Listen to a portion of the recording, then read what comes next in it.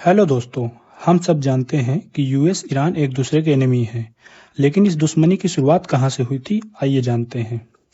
1953 में operation Ajax हुआ था, जिसमें ईरानियन प्राइम मिनिस्टर मोहम्मद मोसादेह ने ब्रिटिश ऑयल इंडस्ट्रीज को नेशनलाइज करने का फैसला लिया, जिससे ब्रिटिश ऑयल कंपनी और ब्रिटिश इकोनॉमी को बहुत नुकसान होता।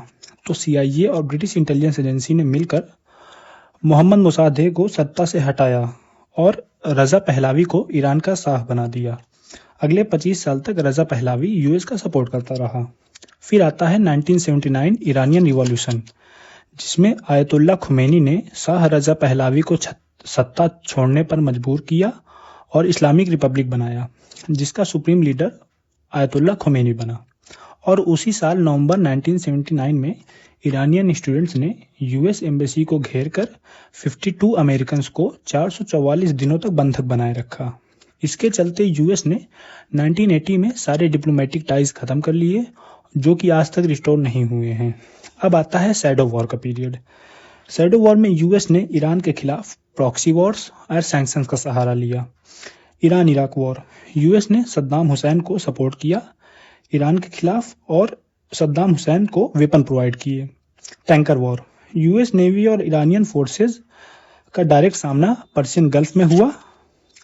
1988 में यूएस ने ईरान के सिविलियन एरोप्लेन को उड़ा दिया, जिसमें 290 लोगों की मौत हो गई, और इस बात को ईरान आज तक नहीं भूल पाया।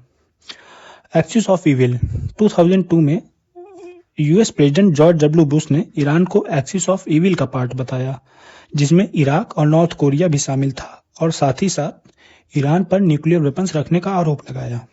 Nuclear era and recent conflict, 2015 में बराक ओबामा ने ईरान के साथ एक डील साइन की, जिसमें यूएस ने ईरान पर सैंक्शन हटाए, लेकिन ट्रंप ने 2018 में इस डील से विड्रॉ कर लिया।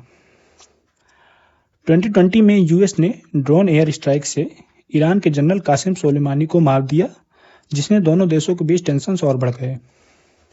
हाल ही में जून 2025 में यूएस ने ईरान के 3 न्यूक्लियर साइट्स पर अटैक किया, और हाल ही में फरवरी 2026 में यूएस इजराइल ने मिलकर ईरान पर जॉइंट अटैक किया, जिसमें 28 फरवरी 2026 को ईरान के सुप्रीम लीडर अली खमेनी की मौत हो गई। धन्यवाद।